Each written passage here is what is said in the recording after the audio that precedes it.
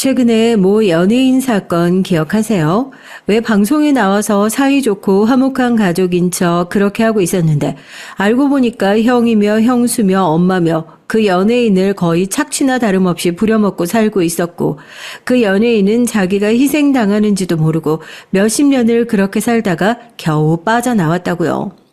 저 이상하게 그 뉴스를 보면서 그렇게 눈물이 나오더라고요. 모르겠어요. 공감이 돼서 그랬던 모양입니다.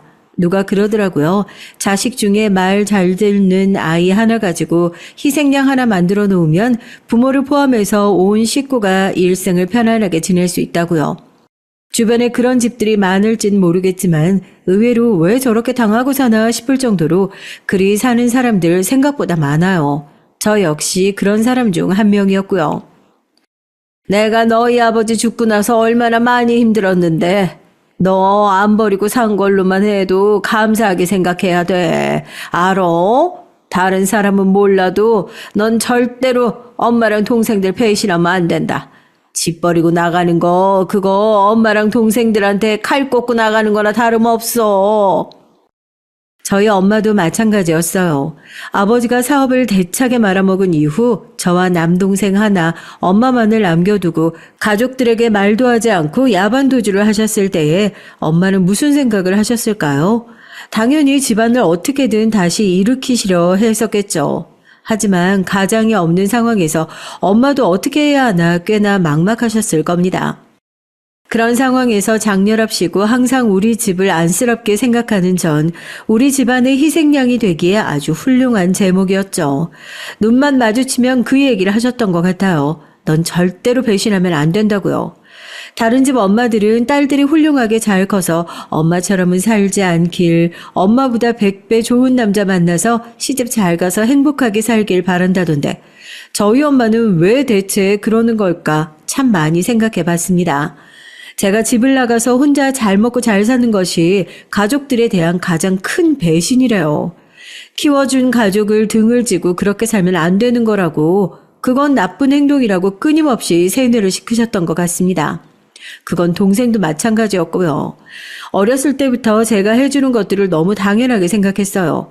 당연히 동생과는 나이 터울이 있었으니까 일을 하느라 바쁘신 엄마를 대신해서 제가 엄마 노릇을 종종 해주곤 했죠.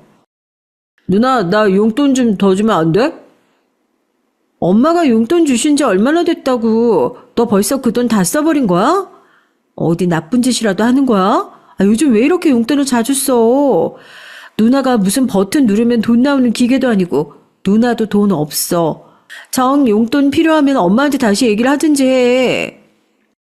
고등학교를 졸업하자마자 전 오로지 가족의 생계가 걱정되어서 바로 일을 시작하게 됐는데 이게 화근이었던 걸까요? 가족들은 제가 벌어다주는 생활비를 쓰는 것을 아주 당연하게 생각했어요. 그건 하나밖에 없는 남동생도 마찬가지였죠.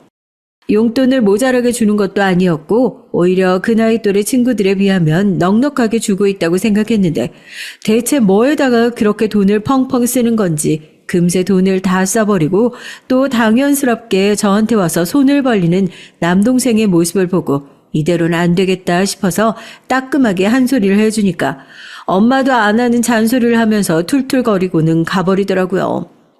그리고 잠잠할 줄 알았는데 제 지갑에 손을 댄 거죠. 너 다른 것도 아니고 어떻게 누나 지갑에 손을 댈 수가 있어? 너 누나가 얼마나 힘들게 돈 벌고 있는 줄 알고 있어?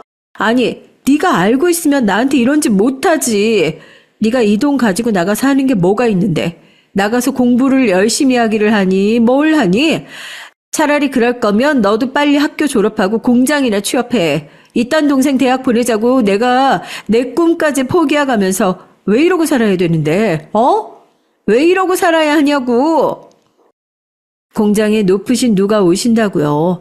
주 야간 모두 근무를 서고 피곤해서 눈도 제대로 뜨지 못하고 비틀비틀 거리고 있는데 방에서 제 서랍에 있는 돈을 챙기다가 화들짝 놀라는 남동생의 모습을 봤으니 얼마나 기가 막히겠어요. 순간 참아왔던 울분이 터지면서 소리를 지르는데 엄마가 쫓아와서 제 뺨을 때리더라고요. 비켜주세요. 남동생의 뺨이 아니라 제 뺨이 짝소리가 나면서 돌아갔어요. 대체 무슨 집구석인가 싶으시죠? 넌 네 동생이 뭘 그렇게 큰 잘못을 했다고 애를 그렇게 쥐잡듯이 잡고 있어? 오죽 돈이 부족했으면 하다못해 누나 지갑에까지 손을 대겠어. 그러게 네가 생활비를 좀 제대로 주었어 봐라. 이런 일이 생기겠나? 네가 나가서 일을 하기 시작하니까 예전엔 안 그랬었는데 아주 자기 고집이나 피우고 왜 이렇게 기가 세졌어? 세지기를? 왜 이렇게 집을 시끄럽게 만들어? 너도 이러다가 니네 아빠처럼 놔두고 집 나가려고 그러냐?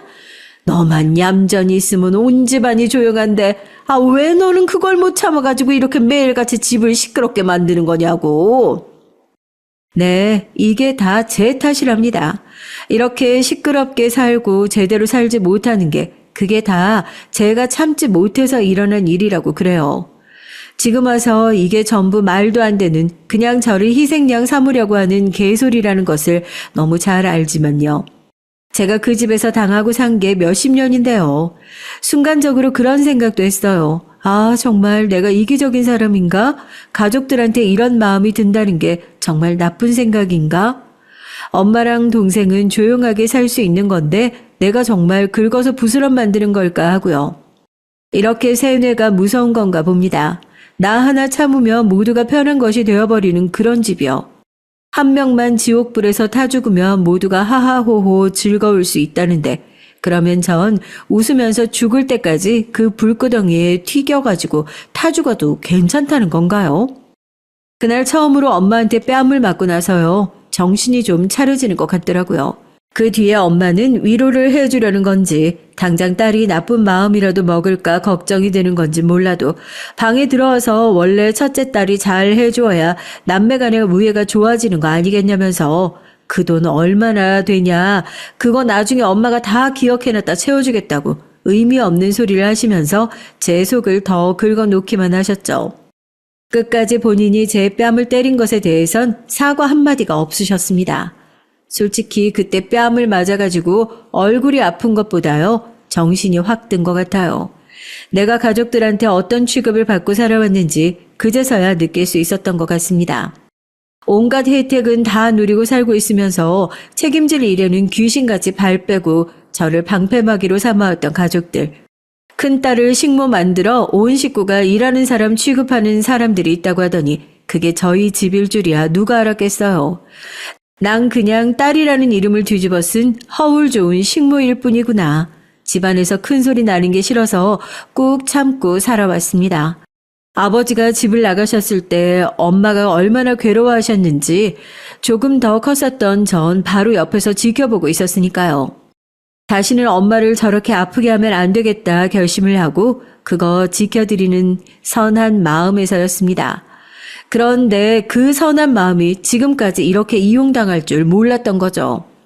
제가 집을 나가서 살겠다고 얘기했을 때 그 의심은 확신이 됐어요. 그렇게 크게 화를 내실 거라고는 상상도 하지 못했거든요. 어머니는 거의 눈이 뒤집혀서 네가 어떻게 우리 가족한테 그럴 수 있냐. 좋다. 나가도 좋으니까 그동안 키워준 값이라도 내놓고 가라고 제 멱살을 붙들고 흔들더라고요.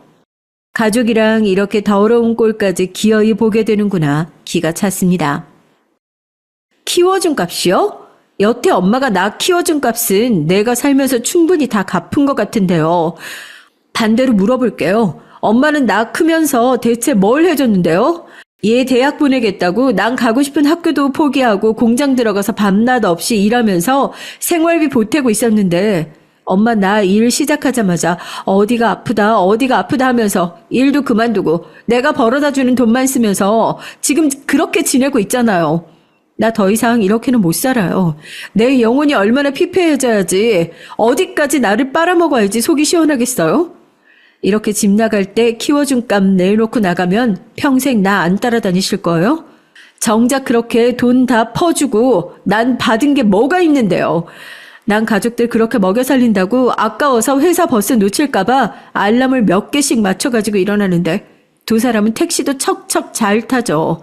난 대체 왜 이러고 살아야 하는데요. 양심이 있으면 제발 다시는 나 찾을 생각도 하지 말아요. 이 정도로 빨아먹고 살았으면 됐잖아요. 네가 이렇게 가족 버리고 집 나가서 어디 두 다리 편하게 쭉 뻗고 살 수 있을 것 같으냐? 가족 버리고 나간 인간들은 무조건 벌 받게 되어 있어. 너나 네 아빠는 아주 똑같은 인간들이야. 아이고, 우리 아들 불쌍해서 어쩌면 좋아. 어쩌다가 저렇게 파렴치한을 누나라고. 어떻게 한 뱃속에서 이렇게 다른 자식이 나오냔 말이야. 아이고, 나 억울해서 못 살아.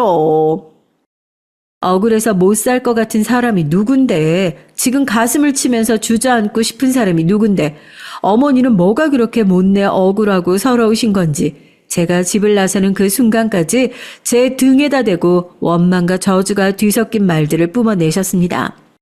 어떻게 딸을 가진 엄마 입에서 그런 소리가 나올까 싶으시죠? 네, 그런 사람이 있습니다. 제 인생에서 가족이 가장 큰 짐이었는데요. 차라리 집을 나오니까 속이 시원해요. 처음엔 그랬어요. 가족이 멀쩡하게 다 살아있는데 어떻게 보면 제가 그런 가족을 등지고 나온 거나 다름없잖아요. 집에서 너무 오랫동안 세뇌당한 탓일까요? 처음에는 내가 가족들한테 죽을 죄를 지은 것 같고 정말 엄마 말대로 나 혼자만 희생하면 조용할 일이었나 그런 생각도 들었는데 그런 마음도 잠깐이더라고요. 오히려 나와 살면서 느낀 건데요. 제 마음을 어지럽히는 것들이라고 한다면 그게 설령 가족이라고 하더라도 일부러 멀리하면서 사는 게 좋은 것 같아요. 오히려 가까운 사이라고 끌어안고 살면서 평생을 피 줄줄 흘려가면서 사느니 하루라도 먼저 깨닫고 그 감옥을 부수고 나오는 것이 현명한 사람이구나. 내가 하루라도 빨리 거기를 탈출해서 다행이구나 하고요. 뭐 쉽지만은 않았죠. 처음엔 회사로 어머니가 막 찾아오시고 그랬습니다.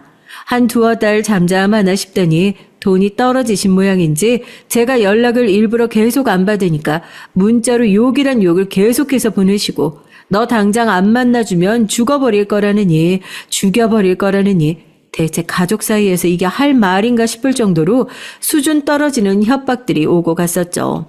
다 무시했습니다. 어차피 이왕 나오기로 마음 먹은 거 흔들리지 말고 독하게 결심하자고 다짐했어요. 그렇게 제가 벽을 꽁꽁 치고 살고 있으니까 이번엔 얘가 쉽게 말을 들어먹을 상황이 아니구나 하고 느끼셨나 봐요. 잠깐 잠잠해지나 싶더니 이번에는 회사로 찾아오신 거예요. 사람들 앞에서 내 얼굴에 먹칠을 하면 말을 좀 들어먹겠거니 싶으셨나 봐요. 여기가 대체 어디라고 오셨어요? 가요. 일단 가서 얘기하자고요. 이 정도로 했으면 됐잖아요. 대체 저한테 뭘 원하셔서 아직도 이렇게 사람을 괴롭히시는 거냐고요? 세상 사람들 여기 좀 보세요. 여기서 일하는 이 아가씨가 집 식구들 다 버리고 나가서 지 혼자 잘 먹고 잘 살겠다고? 자기 동생이랑 자기 엄마 버리고 나간 그런 파렴치한 인간이에요. 이런 사람은 회사에도 있으면 안 돼. 여기 사장 나오라 그래. 얘 같은 거 당장 잘라버리라고 내가 얘기를 해야겠으니까 너네 사장 나오라 그래. 가족이라는 단어를 갖다 붙이기도 싫을 정도로 징글징글 하더라고요.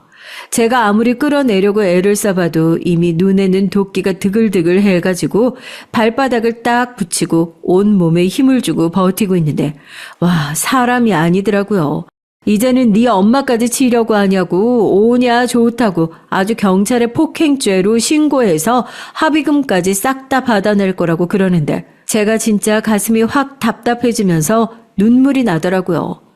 대체 왜 이러냐고 내 인생 좀 놔달라고요. 그때 저를 구해줬던 게 정말 우습긴 하지만 남편이었습니다. 저 여기 다니는 직원인데요. 아주머니 이렇게 사람들 많이 보는 데서 따님 모욕하시면 본인이 모욕죄로 신고당하실 수도 있는 거 모르세요? 어떻게 경찰 오실 때까지 같이 기다리셨다가 어머니 모시고 같이 경찰서로 가실 거예요? 그러면 제가 지금 어머니 붙들고 있을게요. 여기 퇴근 시간이라 보는 사람도 많았을 텐데 왜 그런 소리를 하셔가지고. 요즘 법이 얼마나 무서운데요. 하다못해 이분이 돈을 빌려갔어도 돈 빌려갔다고 사람들 다 보는 앞에서 얘기하면 그거 어머님이 반대로 신고당하시는 거예요. 여기 오시면서 그런 건 또 안 알아보고 오셨나 보네. 됐어요. 제가 붙들고 있을게요. 경찰 올 때까지 어디 가서 피해 계세요.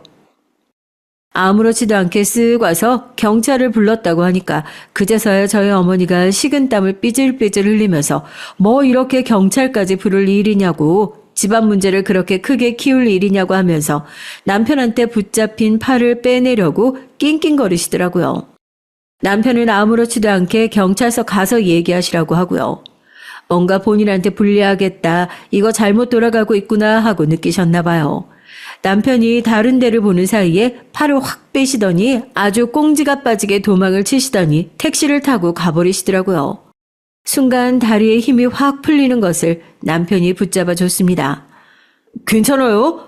아휴, 남일 같지 않아서 무작정 끼어들긴 했는데 죄송해요.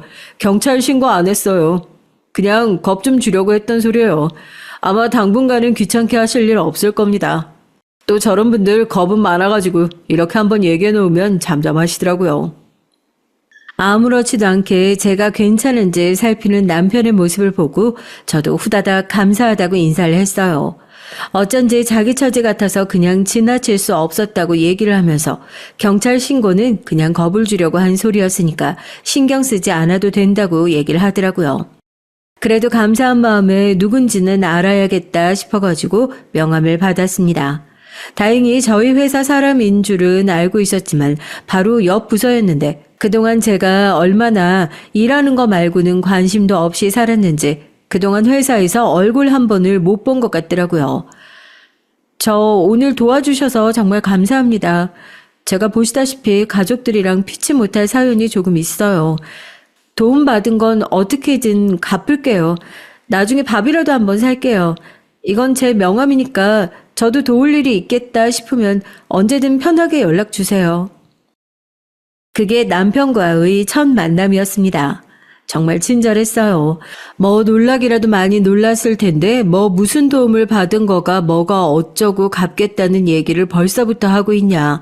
보는 사람도 많은데 우선 빨리 자기 차에 타라고 괜히 여기 서 있다간 사람들 말할 거리만 더 만들어준다고 하고 그래서 냅다 차까지 얻어 타게 됐어요. 안 그래도 지금 회사 앞에서 이 꼴이 나고 공장 버스를 타게 되면 사람들이 대체 무슨 일이냐고 가족들 간에 무슨 불화라도 있는 거냐고 있는 말 없는 말 다 만들어서 할 게 뻔하니까 택시라도 잡아서 타고 가야 하나 고민했었는데 다행이다 싶었죠. 그러고는 집이 어디냐고 물어보고 불편할 테니까 그 근처 정류장 같은 데서 세워주겠다고. 그러고 한마디도 안 해요. 뭐 무슨 일이 있었는지 가족들이랑 무슨 관계인지 꼬치꼬치 캐물어도 모자랄 것 같은데 이 사람은 정말 제가 놀란 거 그거 하나만 신경 쓰는 눈치더라고요. 그렇게 편한 분위기여서 그랬는진 몰라도 저도 모르게 제가 먼저 말을 꺼냈습니다. 제가 집을 나온 지 얼마 안 됐거든요. 보셔서 알겠지만 항상 저한테 보따리 내놓으라는 식이에요. 제가 집에서 돈을 떼먹고 나오는 것도 아니고 사고를 치고 나온 것도 아닌데 집을 나온 순간부터 아마 집에서 일어난 모든 나쁜 일은 제 탓이 될 거예요. 네가 집을 나가서 네가 안 참아서 생긴 일이라고요. 평생 그 원망 속에서 살게 될 것 같아서 그게 싫어서 나왔는데 오늘 또 어머니 얼굴 보니까 그렇게 심장이 벌렁거리더라고요. 다 이겨냈다고 생각했는데 아직은 완전히 이겨내려면 멀었나 봐요. 그래도 감사해요. 말도 없이 운전을 하던 남편도 제 얘기를 듣더니 묵묵히 자기 얘기를 꺼내더라고요. 제가 참 부럽대요. 용기가 있어서요. 세상에 저 같은 사람을 부러워할 사람이 어디 있겠냐 싶었거든요. 살면서 단 한 번도 들어본 적 없는 소리에 깜짝 놀라서 운전을 하고 있던 남편을 쳐다봤죠.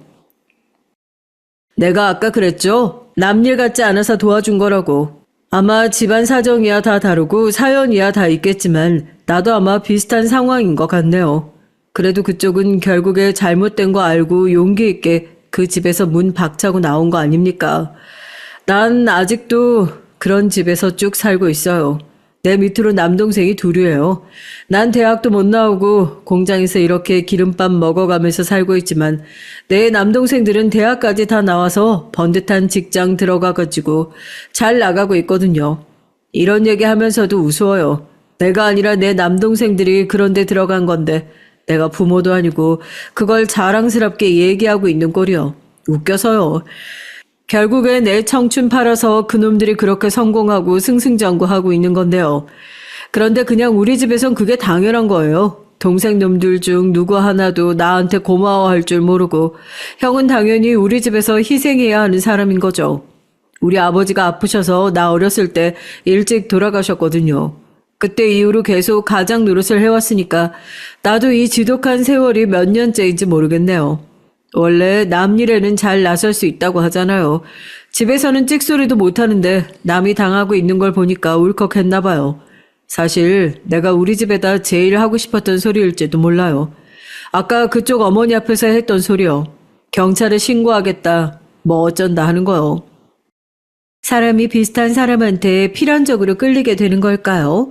남편의 얘기를 들으면 들을수록 이건 뭐 성별만 바꿔놨지 제 얘기와 똑같은 것 같아서 소름까지 쫙 돋더라니까요.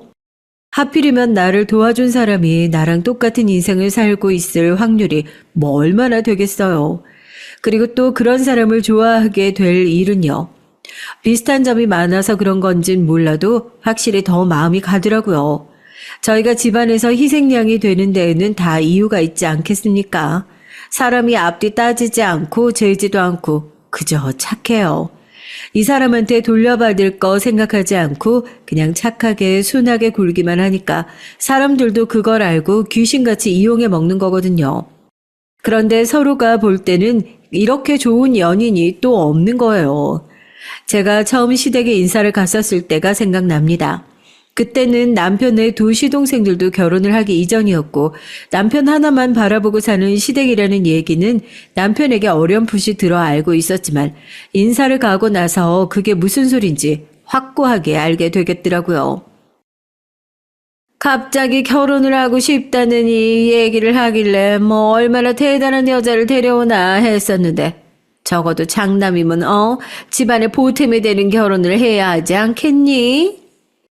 자리에 앉자마자 대뜸 너는 시집을 올 때 얼마나 해올 수 있냐 돈 얘기부터 시작해서 아들 팔아서 한 미천 남기려는 사람처럼 눈에 불을 켜고 달려드는 시댁 앞에서 한없이 작아지는 남편을 보니까 제가 다 화가 나는 거 있죠. 또 저희 남편 제가 그렇게 회사 앞에서 저희 어머니한테 무시받았을 땐 그렇게 자기 일처럼 나서서 버럭버럭 화를 내주더니 막상 자기 일이 되니까요.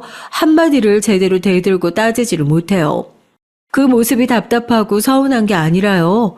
왜 저러는 건지 아니까 그냥 짠하기만 한 겁니다. 이 사람은 대체 이 집구석에서 얼마나 오랜 세월 동안 착취를 당하고 너는 이런 취급을 받는 게 당연한 사람인 거다. 가스라이팅을 당하고 살았기에 앉아서 이런 소리를 듣는 것이 당연한 사람이 됐을까 하고요. 제가 그런 남편의 손을 꼭 잡고 무슨 결심을 했는 줄 아세요? 이런 집구석에는 절대 시집가지 말아야겠다. 이런 생각을 한 게 아니라요. 내가 힘들 때 이 사람이 날 구제해줬던 것처럼 나도 이 사람 책임져야겠다고 결심했으니 끝까지 한번 책임을 져보겠다 생각을 했죠. 어떻게든지 이 지옥 같은 집구석에서 내가 데리고 나와야겠다고요. 제가 하는 얘기를 듣고 시댁 식구들 다 벙찌더라고요. 어머님, 여기가 무슨 못 사는 나라도 아닌데 설마 남편 결혼하는데 얼마씩 내놓고 결혼해야 하고 그런 거 바라시는 건 어머님도 원치 않으실 거 아니에요. 어머님도 큰아들 장가 보내면서 두 사람 행복한 게 제일이다. 그렇게 생각하고 계신 거 맞죠? 저희 두 사람 행복하게 잘 살 정도로 많이 벌어두고 모아뒀습니다. 이 사람도 성실하게 일했고요. 저희 결혼하고 나서도 시댁에다가 해야 할 도리는 다 하면서 잘 지낼 테니까 혹시라도 저희가 어려워서 손 벌릴까 그런 걱정은 안 하셔도 될 것 같아요. 제가 어머님께 웃으면서 저희 손 벌리고 살 정도로 그렇게 어려운 사정도 아니고 열심히 살아서 괜찮다 얘기를 하니까 오히려 한 방 맞은 표정을 짓더라고요. 뭐 이런 애가 다 있지 싶으셨을 거예요. 그동안 자기 아들 구워 삶아 얼마나 열심히 뜯어먹었는데 갑자기 어디서 톡 튀어나온 며느리란 애가 이 박혀있는 아들을 빼내서 도망가려고 하는 것 같으셨겠죠. 제가 집에 가고 나서 남편한테 전화를 해서 무슨 애가 그렇게 싸가지가 없냐면서 길길이 성을 내셨답니다. 근본도 없는 집안이랑 절대 결혼 못 시킨다고요. 제가 시집 오면서 거짓말 한 게 딱 하나 있어요. 부모님이요. 두 분 다 살아계신다고 하고 상견례 할 때 결혼할 때 전부 다 하객 대행 아르바이트를 썼었거든요. 그렇게라도 안 했으면 저 이 결혼 정말로 못했을 거예요. 어떻게든지 꼬투리라도 하나 잡아서 남편과 결혼 안 시키려고 어머님은 눈에 쌍심지를 켜고 계셨거든요. 더 반대할 건덕지도 없어서 꾸역꾸역 결혼을 허락하셨다고 보는 게 맞겠네요. 사연 들으시는 분들 기가 막히실 거예요. 뭐하러 저런 집구석에 그렇게 하자없는 사람 흉내까지 내가면서 꾸역꾸역 시집을 가려고 했냐고요. 네, 저도 알고 있어요. 정상적인 시댁이 아니라는 것도, 그리고 이 시댁 때문에 언젠가 한 번은 골치 아픈 일이 생길 거라는 것도요. 하지만 이 결혼을 결심한 이유는 딱 하나였답니다. 남편이요. 결국 제가 사랑하고 함께 살아갈 사람은 남편이잖아요. 뭐 언젠가 이 사실이 몽땅 걸려서 제가 이 집에서 이혼을 당한다고 하더라도 제가 사는 동안 남편 정신 제대로 차리게 해서 이 집안과 아주 연을 끊어놔야겠다. 그리 생각을 하고 있었어요. 남편도 저만큼이나 집에 오랫동안 목줄을 틀어잡혀 살았던 사람이고 그만큼 쉽지 않은 일이 될 것도 잘 알고 있었지만 결국 저도 그 긴 싸움에 이겨서 탈출했잖아요. 어려울 뿐이지 안 되는 일인 건 아니었으니까 어쨌든 부딪혀봐야겠다 싶었습니다. 저랑 같은 직장에 다니던 남편은 좋은 기회가 있어서 근처에 있는 다른 중소기업으로 이직을 하게 됐고요. 본격적으로 저희 결혼 생활도 시작하게 됐습니다. 잘 다니고 있던 직장을 옮기게 된 데는 저의 입김도 있었어요. 결혼을 하자마자 분가는 절대 안 된다. 다른 사람도 아니고 장남인데 무조건 집에 들어와서 살아야 한다. 시어머니랑 맏며느리랑 무슨 집안일에 합을 맞춰야 집이 잘 굴러간다는 말도 안 되는 소리를 하시면서 고집을 부리시는 시어머니의 의견을 꺾기 위함도 있었죠. 남편이 원래 다니고 있던 저와 같은 직장에 다니면 오히려 출퇴근에 어려움이 없어서 또 시어머니의 말에 질질 끌려가게 될 것 같은 상황에서 우연히 남편에게 좋은 이직 제안이 들어오게 됐고 저는 냉큼 남편의 등을 떠밀었습니다. 조건이 좋았던 것도 있었지만 이거면 됐다 하고요. 어머님, 시댁 잘 굴러가는 것도 중요하지만 저희 집안 먼저 잘 굴러가는 것도 중요하잖아요. 저희 시댁에서 이 사람은 저 직장으로, 저는 이 직장으로 출퇴근하려고 하면 힘들어서 둘 다 망해요. 그렇다고 좋은 조건으로 자리가 나왔는데 안 옮길 수도 없잖아요. 일부러 그렇게 직장 옮길 것까지 생각해서 신혼집을 딱 중간에 있는 자리로 알아보고 잘 구한 거예요. 저희도 조금 번거롭긴 하지만 챙겨주실 거 있으시면 주말이나 어머님 서운하시지 않게 한 번씩 들릴게요. 제가 노는 사람도 아니고 어떻게 같이 일하는데 시댁 일까지 같이 하겠어요. 아마 제가 얘기를 할 때마다 시어머니 속에서 부하가 치밀었을걸요. 맏며느리라고 어디서 들어와가지고 자기 손에 쥐고 열심히 부려먹을 궁리를 하고 계셨는데 아마도 제가 집을 나오기 전에 옛날 그 모습이었다면 어머님이 원하시는 대로 하나하나 다 맞춰드리고 끌려다녔을지도 모르겠죠. 남편은 옆에서 이래도 되는 게 맞냐 하면서 눈치를 보긴 했지만 전 괜찮다고 다 저만 믿으라고 호언장담을 했습니다. 그뿐만인 줄 아세요? 시동생들이 결혼을 하고 나서부터 시댁의 갑질은 더욱 심해진 것 같아요. 이 집안은 아주 다 같이 편을 먹고 남편을 무시하기로 작정이라도 한 모양인지 제가 뻔히 앞에 있는데도 자기들은 늘 그랬는데 새로 집 식구가 된 네가 뭘 아냐, 네가 뭘 안다고 우리 집안일에 나서냐는 식으로 저를 완전히 바보 취급을 하면서 제 앞에서 남편을 벗겨먹으려고 한 게 한두 번이 아닙니다. 같은 아들인데 왜 그렇게 첫째 아들만 바보 취급을 하고 둘째, 셋째는 눈에 넣어도 안 아픈 아들처럼 구는지 모르겠습니다. 시동생이 결혼할 땐 결혼을 해서 제가 딱 버티고 있으니까 대놓고 돈 내놓으라는 소리는 못하고 그래도 결혼하는데 장남이 돼서 뭐라도 해줘야 하지 않겠냐. 큰형이 돼서 뭐 애들 집이라도 살 수 있게 보태야 하지 않냐. 대뜸 그런 소리를 하시는 거예요. 저희 아파트 대출금도 다 못 갚았고 저희 결혼하고 집 살 때 돈 한 푼 안 보태준 사람들이 대체 무슨 소리를 하시는 건가 싶었죠. 어머님, 저희 결혼할 때 양가 도움 없이 너네끼리 알아서 해라 그러셔서 저희 손 한 번 안 벌리고 결혼했어요. 이 사람이 열심히 일해서 서방님들 대학까지 다 보내놓고 좋은 직장 들어가서 일하고 계신데 뭐가 걱정이라고 집까지 해주겠어요. 설마 그런 것까지 바라시는 건 아니죠? 저희도 섭섭하지 않게 축의는 넉넉하게 할게요. 형이 됐는데 설마 그런 거 제대로 안 챙기려고요. 걱정하지 마세요. 거기서도 딱 잘라서 얘기를 하니까 입 대빨 나오셔가지고 쟤는 지 시어머니가 하는 말이면 사사건건 반대하고 든다고 또 한 소리를 하시더라고요. 제가 집을 나와서 남 일이라 이렇게 쉽게 얘기할 수 있는 건지 어쩐 건지 몰라도 그동안 집에서 당하고 살았던 게 있어서 그런지 시어머니가 어떤 식으로 남편을 조정하려고 드는 건지 뻔히 보이는 느낌이라고 해야 되나요? 그럴 때마다 툭툭 튀어나가서 아예 발조차 못 들이시게 회방을 놓으니까 속이 다 시원하더라고요. 거기서 본인이 네가 이상한 애다 화를 내면 본인 꼴만 우스워지는 걸 누구보다 잘 아는 거예요. 그러니까 어떻게든지 티 안 나게 저를 괴롭혀 보시려고 애를 쓰시는데 저도 그동안 집에서 당해온 세월이 있는데요. 겨우 이런 것 가지고 당했다고 서러워할 위인도 아니죠. 시동생들은 또 얼마나 웃긴다고요. 자기 집에서 형을 어떻게 대하는지 뻔히 알고 있으니까 제일 많이 이용해 먹는 인간들이 제가 봤을 땐 이 두 시동생들이에요. 그것도 비겁하게 시어머니 뒤에 숨어서 말입니다. 그런데 이런 인간들이 또 재주는 좋아요. 남들이 봤을 때 장가 잘 들었다 할 정도로 동서들은 또 멀쩡한 사람들을 데리고 왔더라고요. 뭐 둘 다 대기업을 다니고 있다고 하고 외모도 예쁘장하길래 처음엔 저도 맏며느리고 하니까 손 아래 동서들과 좀 친하게 지내보려고 먼저 살갑게 얘기도 하고 다가가려고 했었는데요. 제가 봤을 때요, 제일 부질없는 짓이요. 시댁 식구들이랑 친하게 지내려고 노력하는 거예요. 영악한 인간들은 딱 알거든요. 관계에서 어느 한쪽이 노력하기 시작하면 아, 이쪽이 약자구나 하고 득달같이 달려들어서 이용해 먹으려고 하는 거요. 정말 인정하고 싶지 않지만 아직도 세상에는 나쁜 사람들이 많고 하필이면 그 나쁜 사람들이 우리 시댁에 싹 다 모여 있었네요. 동서들이 시집 오고 얼마 안 돼서 저희 어머님 칠순이 있었습니다.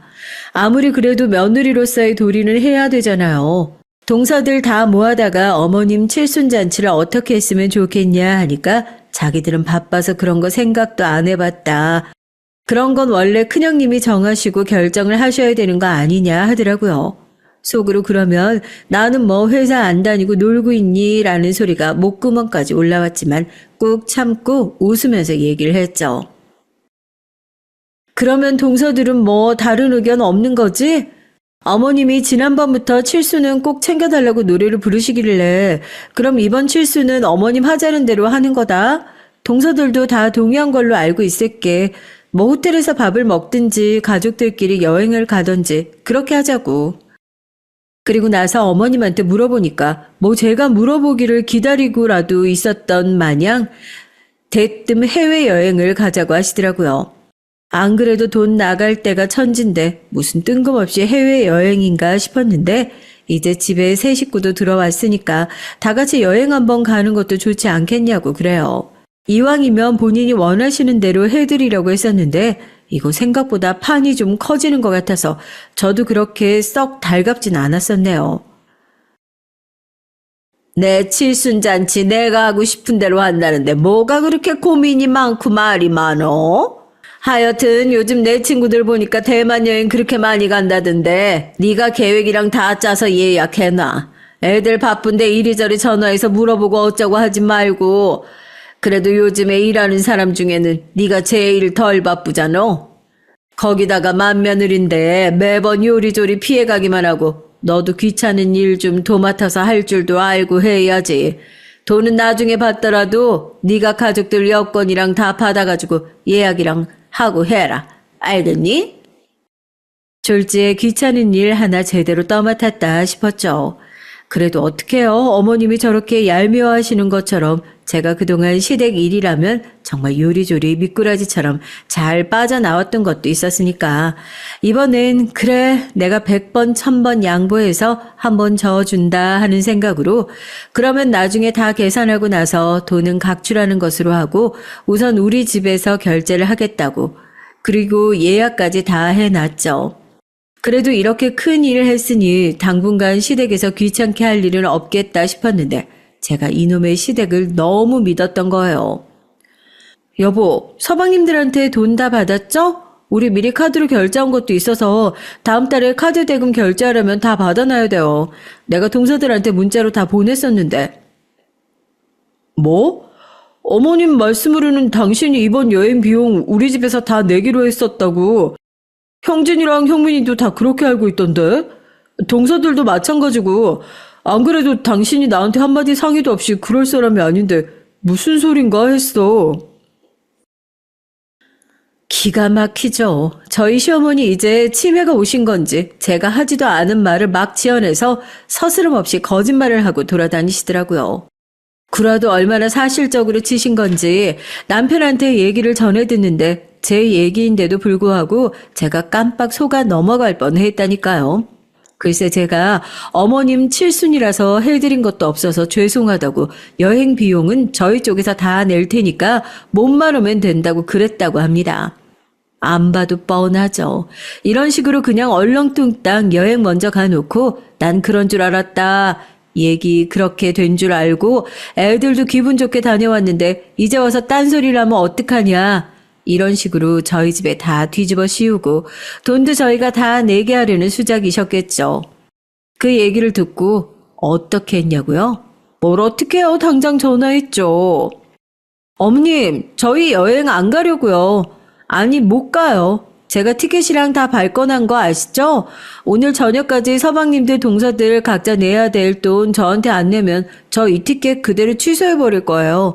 어머님 칠순이라고 여행 가신다고 주변에 자랑도 엄청나게 해놓으신 것 같던데. 그러게 그런 거짓말을 왜 하셨어요? 차라리 그냥 가서 선물을 하나 사달라고 대놓고 말씀을 하셨으면 저도 기분 좋게 사드렸을 텐데 왜 일을 크게 만드시냐고요. 여튼 전 오늘 저녁까지 그 돈 입금 안 되면 이 비행기 티켓 그대로 취소하고 환불할 거니까 그런 줄 아세요? 뭐? 야, 나 지금 여행 가기로 주변에다 얘기 다 해놨는데 그걸 환불하긴 왜 환불해? 애들한테 전화해서 내가 얘기하면 될 거 아니냐. 아유, 저거 진짜. 전화해서 으름장을 놓으니까 그제서야 시어머니가 전전긍긍하면서 서방님들이랑 동서들한테 연락을 싹 다 돌린 모양이죠. 거기도 그래요. 분명 이게 시어머니의 개 수작이라는 거 다 알고 있으면서도 그냥 자기들이 돈 내기 싫으니까 맞춰주고 동조해 준 게 분명한 겁니다. 남편한테 그랬어요. 이 집 식구들 그냥 싹 다 한 통속이라고요. 남편은 그냥 미안해서 어쩔 줄을 몰라 하죠. 괜히 자기 때문에 이런 집구석에 시집와서 매일같이 시어머님이랑 기싸움이나 하고 있고 동생들이 속 터지게 하는 거 제가 대신 싸우고 있는 것 같으니까 미안해하는 게 당연하려나요? 부부 사이가 어디 그런 걸로 미안해하는 거야? 됐어. 미안해하는 건 됐으니까 이제서라도 정신 똑바로 차려. 당신 여태까지 계속 이렇게 산 거야? 내가 전화해서 한 소리 하니까 다 저녁 돼서 돈 보내는 거 봐. 할 줄 아는데 이 사람들 안 하고 산 거라니까? 난 그게 괘씸한 거라고. 사람들이 왜 이렇게 못됐니? 할 줄 아는 건데 뻔히 모르는 척하고 그냥 당신한테 의지해서 사는 게 편하고 좋으니까 다들 모른 척 하면서 이렇게 산 거 아니야. 나 이거 확실히 좀 끊어냈으면 좋겠어. 남편은 그때 그 일로 많이 충격받고 저한테 참 많이 미안해했던 것 같습니다. 무슨 기분인지 제가 제일 잘 알죠. 제가 그동안 평생을 믿고 살아왔던 가족이었는데 그 가족들이 사실은 나를 위해주는 사람이 아니었다는 의심이 점차 확신으로 가까워질 때에 그 충격은 말로 다 할 수 없으니까요. 하지만 전 남편을 재촉하지도 그런 남편을 부추기지도 않았습니다. 결국 그렇게 잘못된 세장은 스스로 부수고 나와야지만 의미가 있다는 것을 누구보다 제가 제일 잘 아니까요. 남편이 하루라도 빨리 이게 잘못된 상황이라는 것을 깨닫고 스스로 나와주기만을 간절히 기다리고 있었습니다. 여행 내내 평소와 달리 말도 없이 조용한 남편의 모습을 보면서 내가 눈치채지 못하는 변화가 조금씩은 일어나고 있구나. 그래도 조금은 더 남편을 기다려볼 수 있겠구나.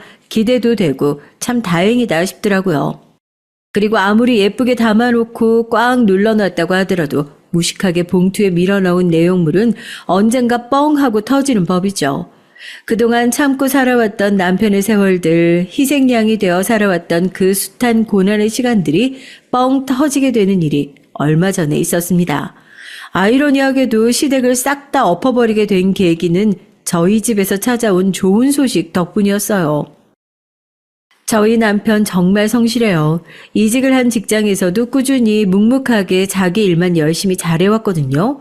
고등학교 졸업하자마자 바로 일을 시작해가지고 대학 졸업해서 일 시작한 사람들보다 배움이 조금 짧을 수는 있어도 기술적으로 따지면 저희 남편 따라갈 사람이 없다고 생각하거든요. 그렇게 저도 자부심을 가지고 있는데 다행히 이번에 새로 넘어간 회사에서도 이런 남편의 진가를 알아봐준 모양이더라고요. 옮긴 지 얼마 되지 않은 것 같았는데 그동안 애를 먹었던 승진 심사에서 통과하게 됐다고, 이번에 부장을 달게 됐다고 하더라고요. 여보, 진짜 고생했어. 난 당신이 정말로 잘 될 줄 알았어. 당신 같은 사람이 아니면 누가 승진을 해. 다들 좋아하시겠다. 내가 연락할게. 우리가 저녁이라도 한번 산다고. 또 착한 우리 남편, 이렇게 좋은 일 생기면 누구보다 먼저 찾는 게 가족이라는 것도 알고 있으니까요. 괜히 제 눈치를 보면서 우물쭈물 하는 것 같길래 그럴 필요 없다고, 당연히 좋은 일 있으면 가족한테 알리고 축하받는 게 맞는 거 아니겠냐면서 어머니에게도 남편의 승진 소식을 알렸습니다. 전화를 하자마자 대뜸 그런 좋은 일 있으면 니네가 한턱이라도 쏴야 하는 거 아니냐 하시는 소리에 또 빠직하긴 했지만 과정이 어쨌든 간에 결국에 그 한턱 쏘려고 연락드린 건 맞으니까요. 안 그래도 그러려고 했다고 저녁에 다 같이 대게집이라도 가자고 말씀을 드렸어요. 저희도 그렇게 잘 버는 건 아니고 대게집 가면 지출이 상당하죠. 큰 마음 먹고 가는 거예요. 그래도 다른 일도 아니고 남편의 승진 소식인데 가족들 다 불러서 그 정도 가게에서는 먹어야겠다. 저도 나름대로 오늘은 돈 아낄 생각 안 하고 가족들 다 거기로 모은 거고요. 참 이게 사람이 말이 아다르고 어다르다고 기분 좋게 사줄 수 있는 사람이 있는 반면 이 사람 입에는 뭐 하나 들어가는 것도 참 아까운 사람이 있잖아요. 저만 그런가요? 꼭 안 해도 될 시덥잖은 소리를 해가지고 사람 기분을 망치는 사람이요. 저희 서방님이랑 동서들이 꼭 그러거든요. 저희 남편은 딱 봐도 잔뜩 들떠 보였습니다. 그래도 가족들한테 가장 먼저 이 기쁜 소식을 알리고 싶었던 사람이고 축하받고 싶었던 사람이니 왜 아니겠어요. 그런데 정작 가족들은 승진 축하 자리에 오면서 그 흔한 꽃다발 하나 사오는 사람이 없었어요. 제가 연락이라도 할 걸 그랬어요. 그래도 형 승진 축하 자리인데 꽃다발이라도 하나 사오셨으면 좋았을 걸. 형도 오늘 자리 많이 기대하고 있었는데. 됐다. 먹지도 못하는 것을 괜히 거추장스럽기만 하고. 돈만 낭비지. 언제부터 우리가 축하할 때 꽃 사들고 와서 주고받았다고. 넌 왜 애가 오자마자 애들한테 잡들이라고 난리야. 그렇게 가족들 다 같이 밥 먹는 게 중요한 거지. 축하가 어쩌고 뭐가 어쩌고. 지금 니네 집 잔치 열고 싶은데 우리 들러리로 세우겠다. 이런 소리밖에 안 들린다 나는. 제가 틀린 소리 했나요? 저희 집 잔치하는데 축하해주는 들러리로 왔으면 최소한 꽃다발이든 케이크든 선물이든 성의 표시는 해야 할 거 아니에요. 비싼 밥 얻어먹으면서 2만 원짜리 꽃다발 하나 사오는 것도 아까워서 들어오면서 볼멘 소리나 하는 인간들이 가족들이라고. 저런 사람들한테 제 돈 써서 맛있는 음식을 대접하고 싶다는 생각이 들겠어요? 당장이라도 거기서 그냥 돌아가시라고 더 사드리고 싶지도 않으니까 그냥 집 가서 라면이라 속 편하게 끓여 드시라고 하고 등을 밀어서 다시 가게 밖으로 내보내고 싶었지만 또 가족들이랑 오랜만에 같이 밥 먹는다고 들떠있는 남편을 괜히 실망시키고 싶지도 않아가지고 이런 일로 큰 소리 내지 말자고 그냥 앉으시라고, 꽃은 제가 주문하겠다고, 그러니까 그냥 서방님이 주신 걸로 하라고, 그러고 몰래 화장실에 들어가서 급하게 꽃 배달을 시켰어요. 그렇게 앉아서 뭐 대게집은 뭐 어디가 좋네, 요즘엔 대게 수율이 어쨌네 저쨌네 하면서 자기들끼리 이제는 가게 품평회를 시작하는데 주둥이를 한 대 콱 쥐어받고 싶다는 생각밖에 안 들더라고요.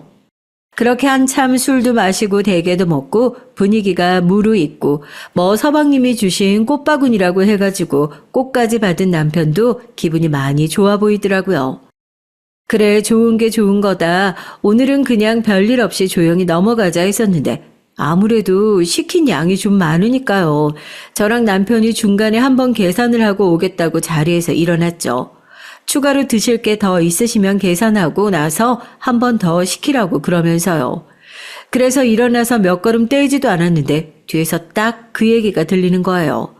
술도 좀 됐겠다. 뭐 나름대로 자기네들끼리 속닥거리려고 했는데 목소리가 크게 튀어나간 거겠죠. 야, 봤어? 팔짱 끼고 나가는 거? 난 무슨 영부인이라도 되는 줄 알았다.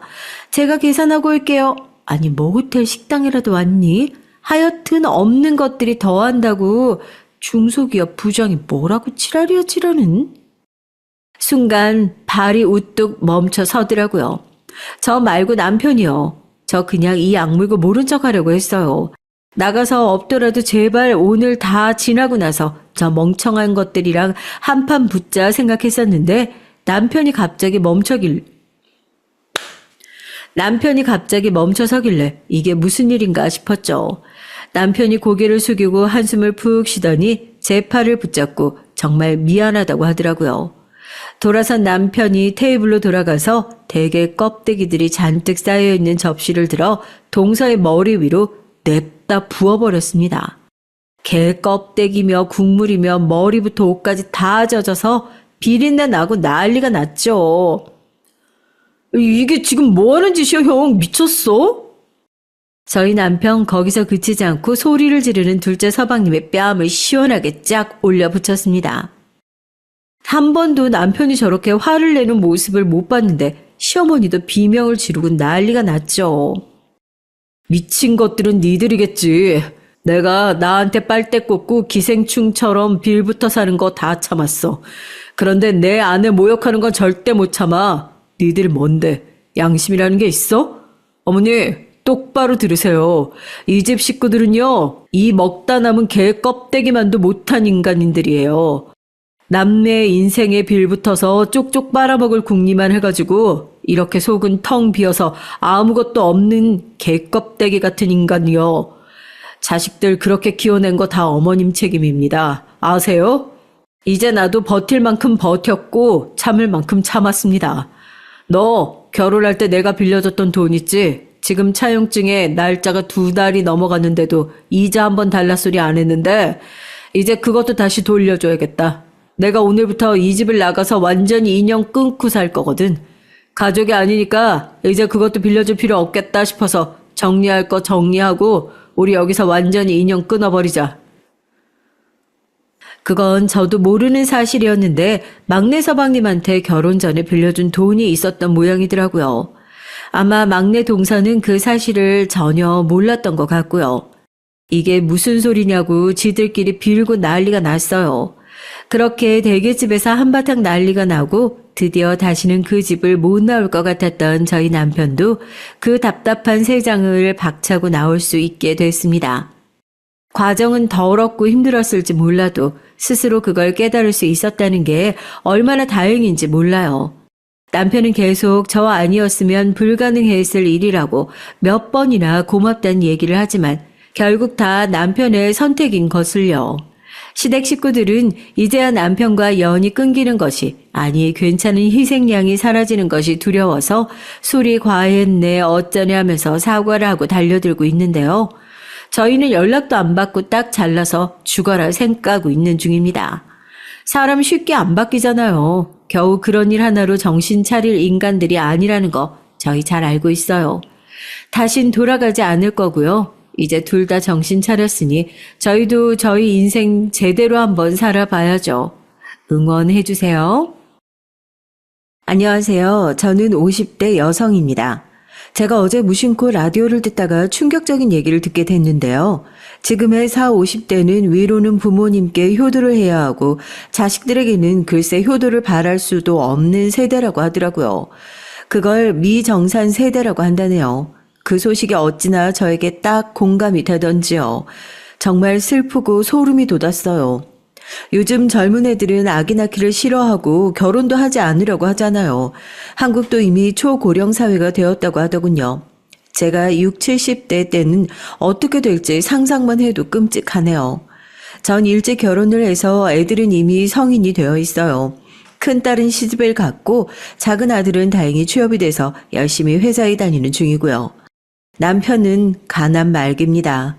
아니 이젠 전 남편이라고 해야죠. 전 지금 남편과 이혼 소송 중이거든요. 제가 어쩌다가 인생이 새로 시작되는 황금기에 남편과 이혼을 하게 됐는지 여러분은 궁금하지 않으신가요? 그럼 지금부터 제가 당한 어이없고 황당한 스토리를 들려드릴 텐데요. 어쩌면 청취자분들도 뒷목을 잡으실 정도로 화가 나실 수도 있지만 끝까지 들어주세요. 제 사연을 잘 들어주시고 부디 청취자님들의 현명한 댓글 부탁드립니다. 그럼 우선 제가 살아온 얘기부터 좀 할게요. 전 파주 시골 출신이에요. 지금은 그곳에 새로 큰 출판단지가 생긴 걸로 알고 있지만 예전엔 정말 논이랑 밭밖에 없던 곳이었거든요. 춥기도 엄청 춥고 전방이라 군부대도 많던 곳이었죠. 전 그곳에서 태어나 소녀 시절을 보냈습니다. 제 부모님은 농사를 지으셨고요. 평생 땅밖에 모르고 고생만 하다 돌아가셨죠. 지금은 두 분 다 돌아가시고 안 계시지만 말이죠. 전 제 친정 부모님만 생각하면 눈물부터 나옵니다. 제가 시집 온 후에 시댁 부모님과 남편만 챙기다가 친정 부모님의 임종도 못 보고 두 분을 보내드렸거든요. 지금 생각하면 제가 왜 그렇게 바보처럼 살았는지 정말 후회가 됩니다. 부모님이 살아계실 때 자주 찾아뵙고 효도도 해드렸으면 정말 좋았을 텐데요. 저희 부모님은 딸 둘, 아들 셋 이렇게 5남매를 키우셨어요. 그 중에 저는 둘째 딸이고요. 농사밖에 모르시던 부모님은 돈을 모으는 대로 논밭을 사서 쌀농사며 밭농사를 지으셨어요. 전 어릴 적에 부모님이 농사 짓는 분들이라는 것이 싫었어요.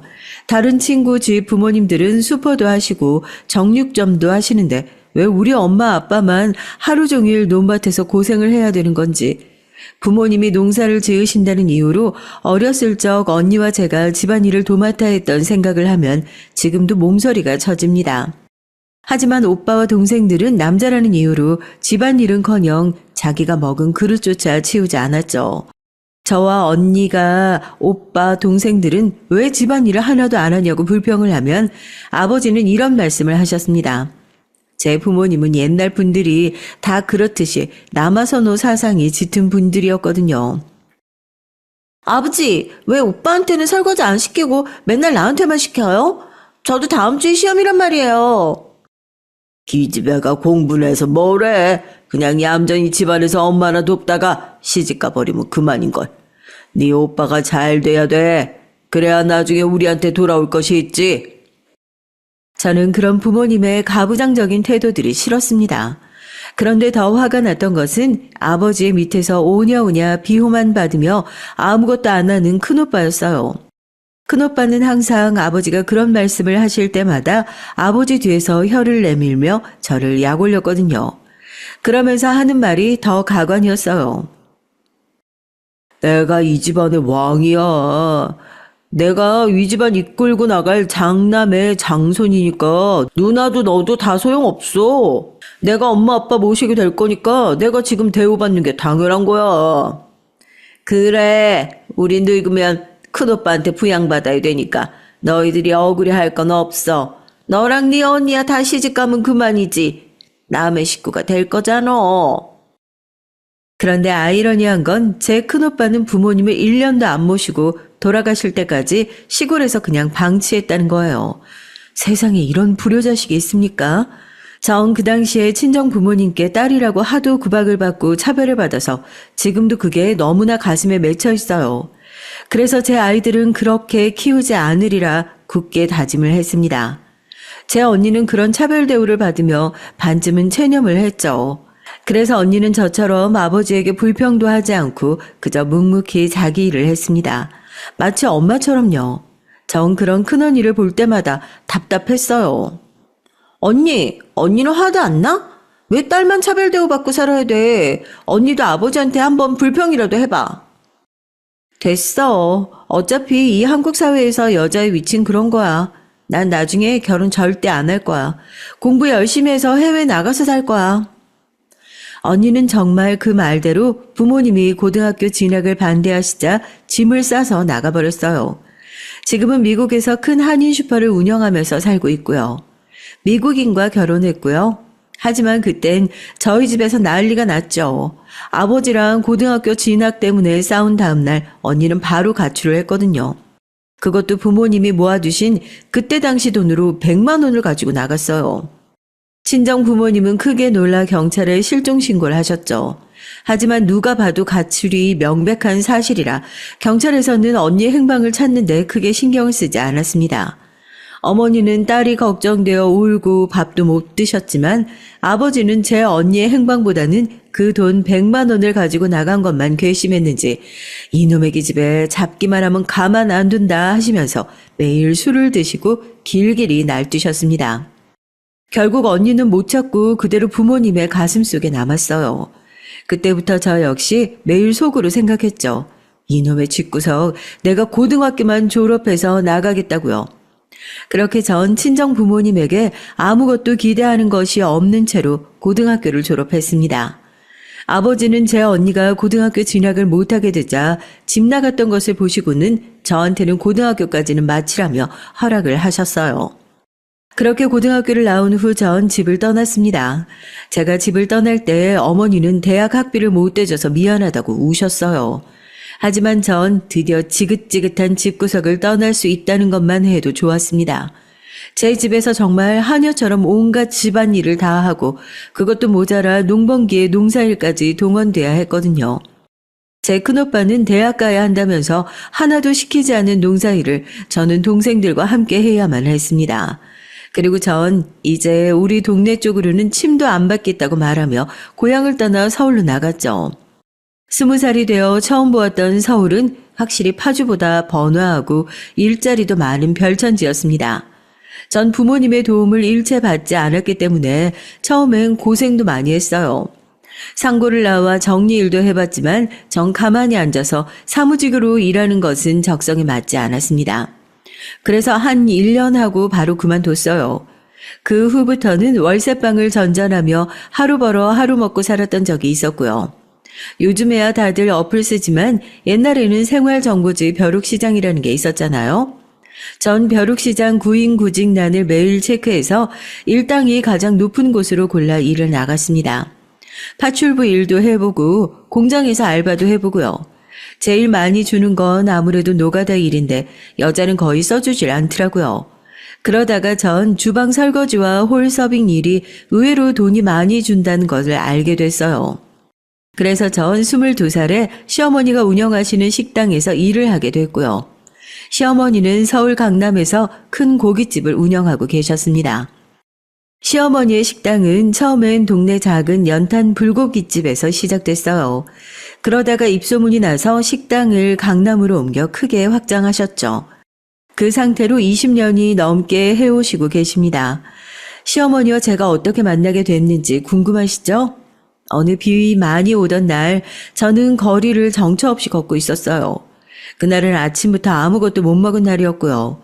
그런데 시어머니의 식당에서 풍겨오는 냄새가 장난이 아니더라고요.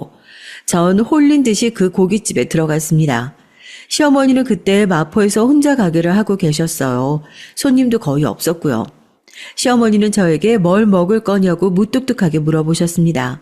전 쭈뼛거리며 제가 돈이 없다고 그냥 너무 맛있는 냄새가 나서 들어와 본 거라면서 나가려고 했어요. 그랬더니 시어머니는 제 모습을 아래 위로 훑어보시더니 물으셨습니다. 너 나이가 몇 살이야? 미성년자는 아니지? 네, 저 22살이에요. 그래? 그럼 내가 밥 한 끼 줄 테니까 여기서 하루만 일해볼래? 내가 봐서 너 일하는 거 마음에 들면 계속 써주고 아니면 오늘 밥값이라고 쳐주고 가는 거야. 어때? 그때 전 시어머니가 하늘에서 내려온 천사 같았습니다. 어머니는 배가 고플 것 같으니까 밥을 먼저 주겠다고 하며 부엌으로 들어가서 제육 1인분을 차려주셨어요. 전 정말 그 밥을 허겁지겁 먹었습니다. 그리고 나서 그날 어머니가 시키는 대로 홀 서빙이며 설거지를 했어요. 시어머니는 제가 일하는 게 마음에 들었나 봐요. 손님에게 싹싹하게 서빙하고 시키지 않아도 척척 설거지가 쌓이기 전에 끝내놓고 하는 걸 보시더니 내일부터 나와서 일을 하라는 거였습니다. 전 너무 기뻐서 어머니에게 90도로 인사를 했고요. 고맙습니다. 고맙습니다. 어디서 일을 많이 해본 솜씨인 것 같구나. 그래, 내일 꼭 일하러 와야 된다. 내가 너 마음에 들면 월급도 많이 올려주마.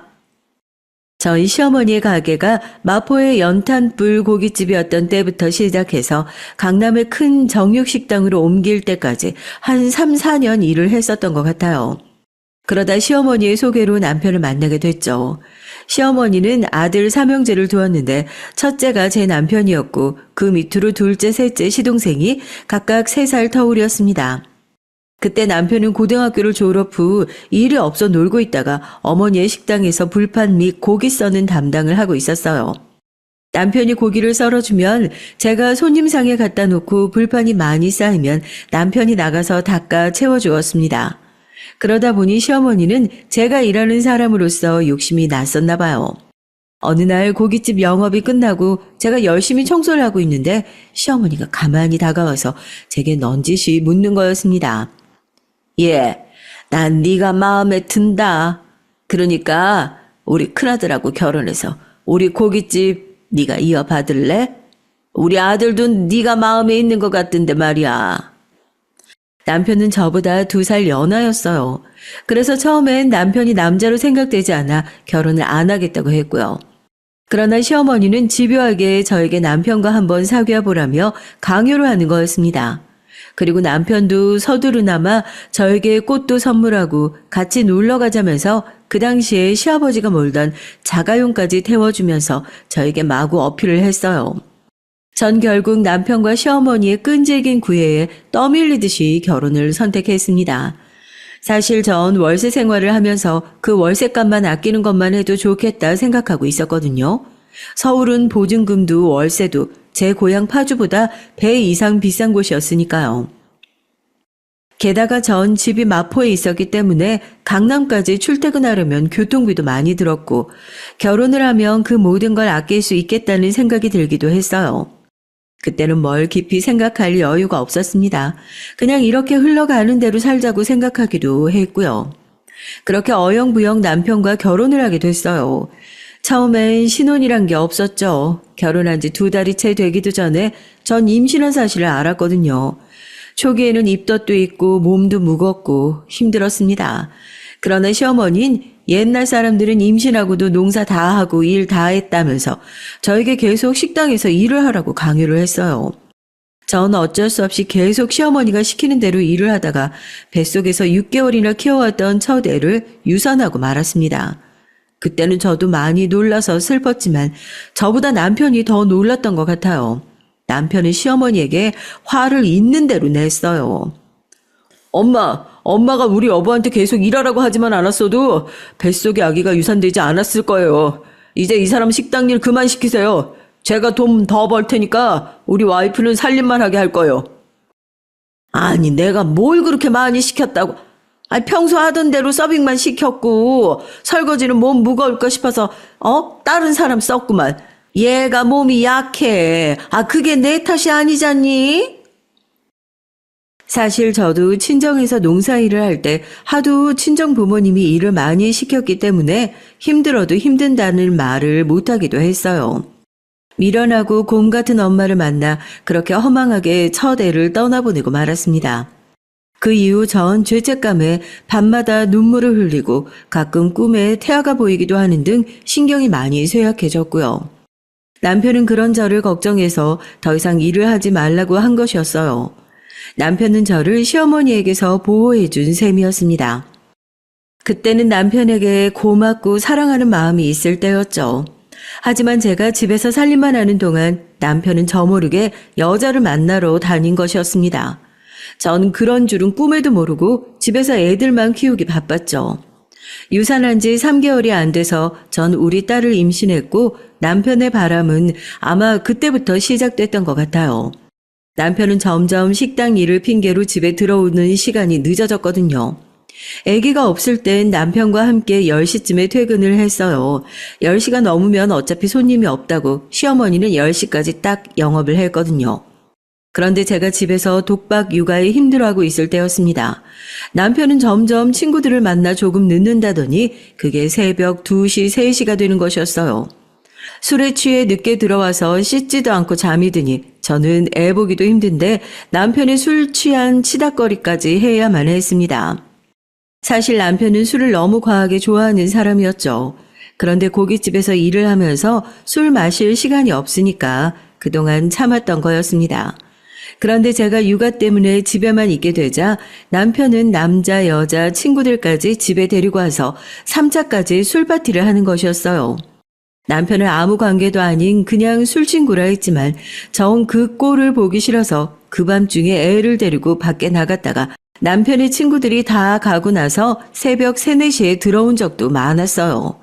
제가 너무 마음에 안 들어하는 남편의 버릇이 또 한 가지 있었는데요. 남편은 주사가 굉장히 심했습니다. 술만 취하면 꼭 저와 강제로 관계를 하려고 했거든요. 전 술 취한 사람은 딱 싫어하는 성격이에요. 그 이유는 친정아버지가 주사가 심했거든요. 그런데 남편은 꼭 저의 아버지가 술 마시고 들어오면 어머니한테 하듯이 저한테 함부로 대했습니다. 제가 남편을 받아주지 않자 남편은 바람을 피우게 된 것인지도 모르겠어요. 꼭 술에만 취하면 강제로 부부관계를 원했고 전 그것을 칼같이 거절했습니다. 그러다 딱 한 번 남편이 술 취한 채가 아닌 기분이 좋은 정도로 마시고 들어왔을 때 둘째 아들이 생긴 거였어요. 그 후부터 전 남편과 각방을 썼습니다. 전 애들만 데리고 안방에서 자고 남편 혼자 컴퓨터방에서 잤어요. 각방에는 다 이유가 있었습니다. 남편은 다음날 일찍 고기를 사러 마장동 육류시장에 가야 했거든요. 그리고 술 마시고 들어온 남편은 온 방안이 울려대도록 코를 골았어요. 그럼 그 소리에 애들이 계속 울었거든요. 그러면 전 남편에게 짜증을 낼 수밖에 없었습니다. 제발 그놈의 술 좀 안 마실 수 없어?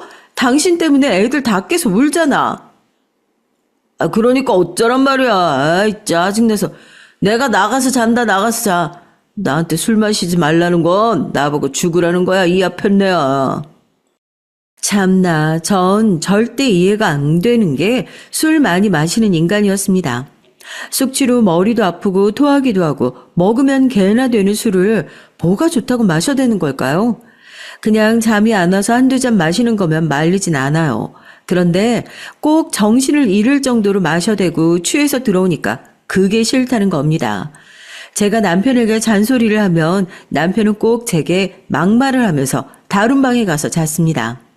그 후부터는 전 남편에게 기대하는 게 없어졌어요.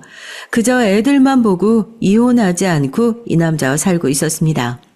그러던 어느 날 시어머니에게서 전화가 왔어요. 그때 전 아들이 아직 어려서 수유를 하느라 밤에 잠을 못 잤거든요. 그래서 항상 낮에 자고 있었어요. 그 단잠을 깨우는 것이 바로 시어머니의 호출이었습니다. 새 얘기냐? 오늘 단체 손님이 와서 네가 서빙 일 좀 해줘야 될 것 같은데. 오늘 나와서 서빙 좀 해. 한 2-3시간만 바쁠 때만 나와서 하는 거니까 애들은 가게 옆방에 있잖니. 거기다가 재워두고 일 좀 해라. 어머니 정말 죄송한데요. 저희 아들 아직 모유 수유 중이에요. 조금만 젖 안 물면 저 몸살 나요. 그리고 낯선 데 가면 저희 애들 예민해서 잠 못 자고요. 다른 사람 구해보시면 안 될까요? 아니 얘가 넌 이 시애미가 정중하게 부탁을 하는데 생각도 안 해보고 거절하는 거냐? 어디서 감히 시애미한테 말대꾸를 하는 거야? 얼른 나오지 못해. 시어머니는 그전까지는 저한테 막말을 하거나 힘들게 하신 적은 없었는데 전 처음으로 시어머니가 제게 화를 내신 걸 보고 너무 놀랐습니다. 그리고 당연히 짜증도 났죠. 남편도 저를 못 살게 구는데 시어머니까지 저러시니까 너무 힘들었어요. 제 처지가 우울하기도 했고요. 하지만 결국 전 억지로 애들을 유모차에 싣고 어머니가 시키는 대로 서빙을 하러 식당으로 나갈 수밖에 없었습니다. 왜 그랬냐고요? 시어머니가 저희 친정에 전화를 걸어서 친정 엄마에게 막말을 퍼부으셨던 겁니다. 아니 사부인, 도대체 딸 교육을 어떻게 시키신 거예요? 대개 딸이 시애미가 뭘 시켰는데 글쎄 애들 어리다고 핑계를 대고 일을 돕지도 않는 겁니다. 이게 말이나 된다고 생각하세요? 도대체 가정교육을 어떻게 시켰길래 애가 이렇게 말을 안 듣는 거냐고요? 아이고, 사부인 죄송합니다. 걔가 몸이 좀 힘들어서 그러는가 본데, 제가 전화해서 단단히 교육시켜 놓겠습니다. 여러분, 이런 시어머니 보셨나요? 말끝마다 친정에서 배운 게 없네, 친정 부모가 가르친 게 없어서 개념이 없네 라고 말하는 못된 시어머니는 드라마에서만 나오는 줄 알았거든요. 그런데 바로 제 시어머니가 그런 사람인 줄은 전 꿈에도 몰랐어요. 당연히 우리 친정엄마는 저한테 전화를 해서 결혼한 지 얼마 되지도 않았으니 시어머니 말을 들어야 한다면서 저를 혼내셨고요. 전 울며 겨자 먹기로 시어머니 말씀에 따를 수밖에 없었습니다. 어머니가 시어머니가 아닌 사장님이었을 땐 그래도 저한테 잘해주셨어요. 비록 좀 말은 툭툭 던지고 무뚝뚝하셨지만 마음만은 따뜻한 사장님이셨거든요. 그런데 시어머니가 되자마자 막장 드라마의 못된 캐릭터가 되어버리는 이 사실, 여러분은 이해가 가시나요? 처음 시어머니의 본성을 본 날 전 정말 소름이 끼쳤습니다. 기본적으로 가족이 되면 좀 더 잘해줘야죠. 이걸 알바 쓰기 아까우니까 저를 공짜로 부려먹겠다고 하는 거나 뭐가 다르겠어요? 시어머니가 점점 저에게 막대하시자 전 남편과의 결혼 생활 자체에 회의감이 들었습니다. 그런데 이건 시작에 불과한 일이었어요. 전 앞으로 더 최악인 일이 닥쳐올 줄은 꿈에도 몰랐습니다. 제가 깜빡 잊고 시동생에 대한 얘기를 안 했는데 제 시동생들은 제가 결혼해서 애 둘 낳았을 땐 둘 다 총각이었어요. 둘째 동생은 막 레지던트가 된 여자친구를 사귀고 있었는데 이 여자가 나중에 제 동서가 되거든요. 근데 이 동서도 정말 자기 혼자 잘난 여자였습니다. 그리고 막내 시동생은 대학생이었고요. 막내 시동생은 그래도 제가 시집살이 당하고 있으면 시어머니에게 제발 그러지 말라며 제 편을 들어주기도 했었어요. 그래서 전 나중에 막내 시동생을 좀 챙겨줬습니다. 시동생이 결혼할 때 선물로 냉장고를 해줬거든요. 막내 시동생은 고마워했지만 문제는 그 막내 동서가 될 여자였습니다. 막내 동서는 입을 삐죽거리면서 이렇게 말하는 것이 아니겠어요? 이거 아울렛 제품이라 백화점권 부품부터가 다른데. 형님, 제가 형님 되실 거라서 높아심에 얘기하는 건데요. 땡땡마트 제품은 사지 마세요. 좋은 건 다 백화점에 있어요. 선물을 주시려면 좋은 걸로 좀 주시지. 역시 가난한 사람은 보는 눈이 없나 봐. 전 막내 동서의 비꼬는 말을 듣고 정말 어이가 없었습니다. 시동생이 예뻐서 큰맘 먹고 100만 원이 넘는 냉장고를 선물로 줬는데 막내 동서는 하나도 고마운 기색도 없고 고맙다는 소리도 안 하는 거였어요. 전 화가 나서 이걸 반품해버릴까 생각도 했는데 그냥 시동생을 봐서 참았거든요. 그런데 동서들도 아주 제 신경을 건드리고 싸가지가 없긴 마찬가지였습니다. 제 큰 동서는 레지던트 2년차의 시동생과 결혼을 했는데요. 그때 시어머니는 아주 한박 웃음을 지으셨어요. 우리 집에 의사 며느리가 들어왔다면서 이제 본인도 친구들에게 자랑거리가 생겼다는 것이었습니다. 그러면서 저에게 이런 말씀을 하셨어요. 네가 형님이기는 해도 쟤보다는 덜 배웠을 거 아니야. 그러니까 동서라고 깔보지 말고 옳은 말을 하면 경청해야 된다. 알겠냐? 넌 고등학교밖에 못 나왔잖니. 그러니까 동서가 너 얼마나 너보다 똑똑하겠어. 어머니, 그게 무슨 말씀이세요? 집안일이나 고깃집 일 외에 제가 동서한테 얘기할 게 뭐가 있다고요. 그리고 제가 서열상 위잖아요. 그러자 시어머니는 제 말은 들은 척도 안 하고 새로 들어온 의사 며느리에게 친한 척을 하면서 옆에서 이것저것 챙겨주는 것이었어요. 동서는 시어머니와 제 얘기를 듣더니 의미심장한 미소를 지으며 당장 저를 얕잡아 보는 말투로 말했습니다. 아, 형님은 고등학교만 나왔구나. 수준 떨어져서. 어머니 걱정하지 마세요. 저 형님이랑 별로 말 섞을 일도 없을 것 같고요. 그럴 수준이 못 되는 사람이랑 저 친하게 지낼 생각 없어요. 그래. 얘는 우리 식당 서빙만 하려고 들어왔던 애니까 넌 신경 쓸 거 없다. 넌 의사니까 우리 아들 잘 좀 부탁한다.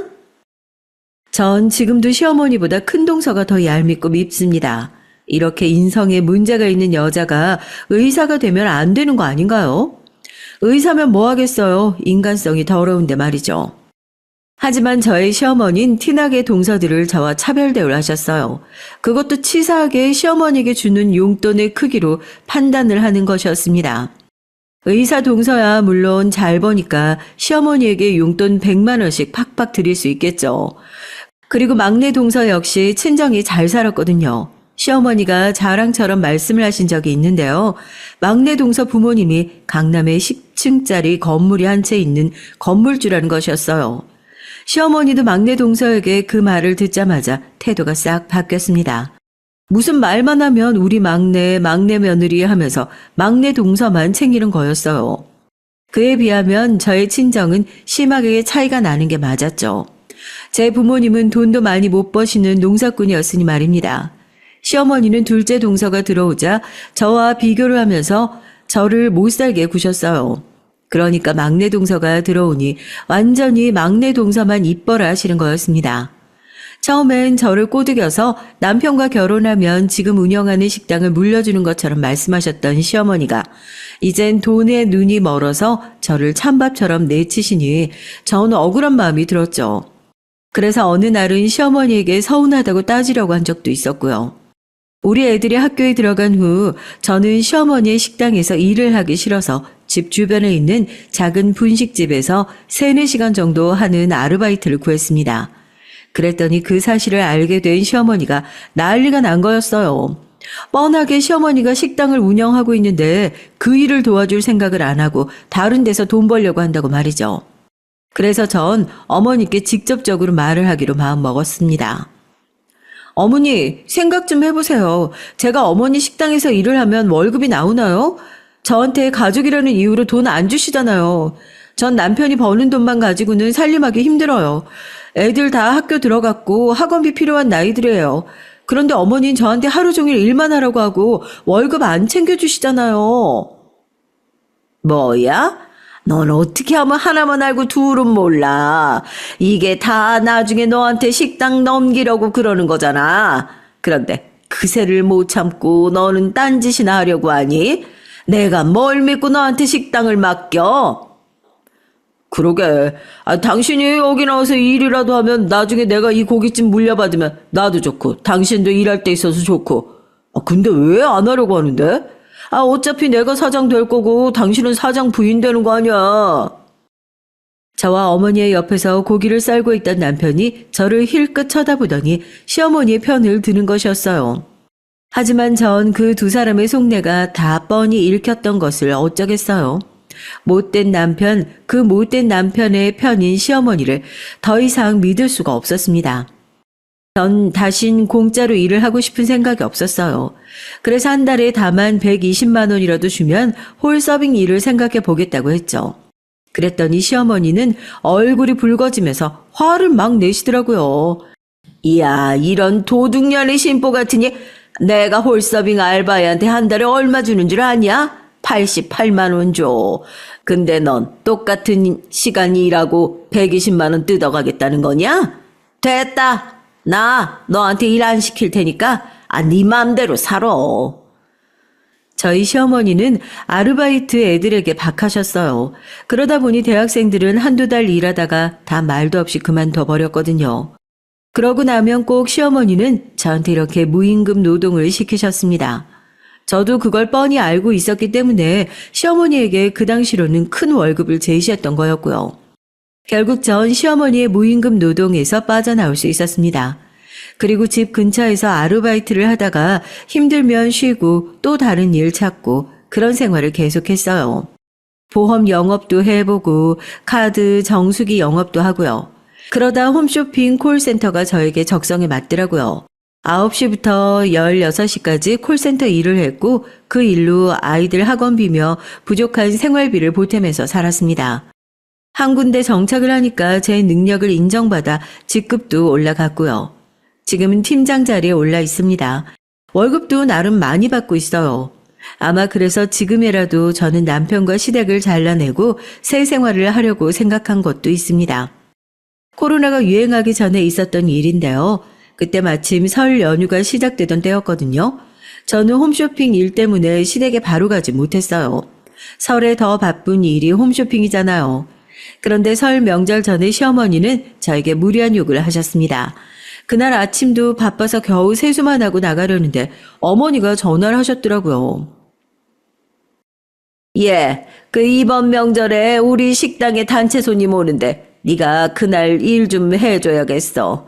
네 동서들은 그런 일 해본 애들도 아니니까 너밖에 할 사람이 없잖니? 어머니, 이런 일로 저 부르지 말라고 하셨잖아요. 저도 홈쇼핑 일 때문에 바빠요. 이번 명절 때 저희 회사에 일이 얼마나 많은지 모르시죠? 저 어쩌면 밤까지 일해야 될지도 몰라요. 전업주부인 막내 동서에게 부탁하세요. 제가 거절하자 시어머니는 화를 내면서 미친 듯이 소리를 질러댔습니다. 뭐? 그깟 전화 받는 일 따위가 뭐가 대수라고 식당 일을 못하겠다는 건데? 너 이제 나이 좀 먹었다고 이 시엠이 가르치려고 드냐? 내 아들이랑 계속 살고 이 고깃집 이어받으려면 그딴 직장 얼른 때려치우고 이 시애미가 시키는 대로나 해. 시어머니는 저에게 있는 대로 소리를 지르시곤 전화를 딱 끊어버리셨어요. 전 정말 어이가 없어서 말도 안 나오더라고요. 이 집안 사람들은 다 자기밖에 생각 안 하는 이기적인 사람이었습니다. 며느리에 대한 배려라고는 눈꼽만큼도 없는 사람들이었죠. 전 이때부터 이혼을 결심하고 준비해왔던 것이에요. 제가 이혼을 생각하게 된 두 번째 이유는 또 따로 있었습니다. 남편은 20년을 넘게 한결같이 술을 매일 먹었고 바람도 피우고 있었거든요. 정말 인간 고쳐 쓰는 게 아니라고 하더니 그 말이 딱 맞아요. 전 그래도 애들을 생각해서 애들이 다 독립하고 나면 이혼해야지 하고 참고 살았어요. 그런데 애들이 좀 크니까 오히려 저한테 아빠랑 왜 사느냐고 이혼을 권유하더라고요. 우리 딸도 제 모습을 보는 게 너무 답답했다고 나중에 말을 하더라고요. 결혼을 하기도 전에 아빠에 대한 부정적인 모습만 보고 살았으니까요. 제 딸은 사실 결혼하고 싶지 않았다고 했습니다. 하지만 전 그런 딸의 마음을 그저 사춘기 아이의 반항이라고 생각했어요. 딸이 시집을 가기 전 저희 집에 와서 저하고 같이 잔 적이 있었는데요. 딸의 그 말을 듣고 전 그의 손을 잡고 엉엉 울었습니다. 그런데 그때도 남편은 상간녀를 만나느라 집에 들어오지도 않았어요. 아들도 딸도 제 아빠가 바람 피운다는 걸 알고 있었던 모양이에요. 엄마, 이제라도 새 인생 살아요. 저도 아빠가 얼마나 우리 가정이 소홀하고 많은 여자들을 만나고 다녔는지 다 알게 됐어요. 저 그 사실 알게 된 지 오래됐어요. 하지만 그땐 제가 아빠를 성토하고 비난하긴 무서웠어요. 친할머니도 아빠 편이잖아. 그래서 아무 말도 못했어요. 미안해요, 엄마. 아니야. 네가 미안할 게 뭐가 있니? 잘못한 건 네 아버지인데. 이 엄마도 몇 번이나 네 아빠랑 이혼할 마음 먹었었는데 그때마다 니들이 눈에 밟혀서 못했던 거야. 난 다행히 아빠랑 다르게 가정적인 남자 만나서 잘 살 거니까 엄마도 새 인생 살아요. 정말 그랬으면 좋겠어. 제 딸은 제 손을 잡고 눈물을 흘렸어요. 그때부터는 저는 남편의 바람 피운 증거를 잡기 시작했습니다. 남편은 상간녀를 만나던 것을 저에게 비밀로 했다고 생각했지만 전 그 상간녀 이름도 알고 어디서 사는지도 알았거든요. 그 여자는 바로 남편의 오랜 술 친구라는 년이었습니다. 제 아이들이 어릴 때부터 남편은 그년을 그저 여자 사람 친구다라고 저에게 소개를 했었고 전 당연하게도 그 말을 안 믿었거든요. 세상 어느 누가 여사친이랑 모텔 가고 새벽 3시까지 술 먹고 한답니까? 전 남편의 씀씀이가 너무 크길래 남편 몰래 카드 내역서를 본 적이 있었거든요. 그랬더니 그 짓을 하고 있더라고요. 제가 애들 육아에 치여 있을 때 단란주점 가서 더럽게 놀고 그년과 함께 별 더러운 짓들을 다 했을 거라는 생각만으로도 전 남편이 더럽고 역겹게 느껴지더라고요. 하지만 전 결혼 생활 내내 그 연놈들의 꼴을 보고도 참았습니다. 아이들에게 상처 주기 싫어서요. 하지만 이젠 이혼을 해야 할 때라는 느낌이 강하게 들더라고요. 딸까지 저렇게 말을 하니 남편은 이미 남편으로서도 애들 아빠로서도 믿음은커녕 아무런 가치 있는 존재도 아니란 것이 증명됐으니까요. 전 애들을 위해서도 제 자신이 똑바로 서야 한다고 생각했습니다. 그래서 이번엔 명절 전날 시어머니의 식당에 갔어요. 굳게 마음을 먹고 갔죠.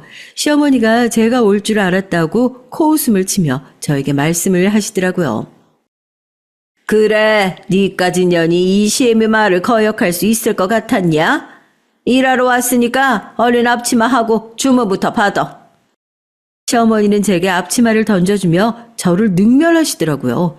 그래서 전 시어머니 눈앞에 도로 앞치마를 던져버렸습니다. 그리고 시어머니를 똑바로 쳐다보며 소리를 쳤어요. 어머니, 한 번만 말할게요. 잘 들으세요. 저 이제 당신 아들이랑 안 살아요. 애들도 다 컸고 이제 내 인생 찾아서 이 집안이랑 인연 끊을 거니까 그렇게 하세요. 뭐야? 아니, 네가 감히 어디서 이 시엠에게 망발이야. 너 친정에서 그렇게밖에 못 배웠어? 뭐 잘못 먹고 미친 거 아니냐? 전 이 집의 하녀가 아니에요. 그리고 이제까지 말하고 싶었는데 어머니가 저만 동서들과 차별하고 막내 동서만 특별 대우해주는 거 제가 모를 줄 아셨어요? 그렇게 저 20년을 참았어요. 더 이상은 못 참아요. 말 나온 김에 물어나 볼게요. 왜 저만 그렇게 식당에서 무임금 노동을 시키신 거예요? 그건 네가 알아서 뭐 하려고 그래. 이 싸가지 없는 년아. 그래, 내가 너한테만 일 시킨 건 사실이다. 왜 그랬는지 아니? 네 둘째 동서랑 막내 동서는 이 시애미한테 다들 달마다 100만 원씩 드리더라. 그래서 네가 준 용돈 30만 원 따윈 내가 간에 기별도 안 가더라고. 그러니 이제껏 너한테 100만 원어치 몸으로 때우라고 한 거야. 뭐 내가 잘못하기라도 했냐? 이기적이고 돈 욕심만 덕지덕지 붙은 팥쥐 엄마 같은 시어머니를 제가 왜 믿고 살았는지 모르겠습니다. 전 너무나도 화가 나고 황당했어요. 그럼 그 동서란 것들은 제 노동력 대신에 돈으로 떼워온 거나 마찬가지잖아요. 그동안 저 혼자 이리저리 뺑이 치던 생각을 하니 도저히 참을 수가 없었습니다. 전 분노로 부들부들 떨다가 결국 시어머니에게 빽 소리를 질렀죠. 이제 어머니 전화도 안 받을 거니까 다시는 연락도 하지 마세요. 되게 병신 같은 아들 병수발이나 들면서 노후 보내시게 되겠네요. 그거 참 쌤통이네. 그리고 행여 우리 애들 얼굴 볼 생각도 하지 말아요. 우리 아들 딸들도 자기 아빠라는 인간이 얼마나 개 같은 인간인지 다 알고 있으니까요. 제 말을 듣자마자 시어머니는 제 멱살을 잡더니 뺨을 세게 때리는 거였습니다. 전 식당 바닥에 쓰러졌고 고깃집에 있던 손님들은 상황을 지켜보다 도저히 안 되겠던지 제 시어머니를 막아서고 팔을 잡아 말렸습니다. 그때 남편이 주방에서 나타났어요.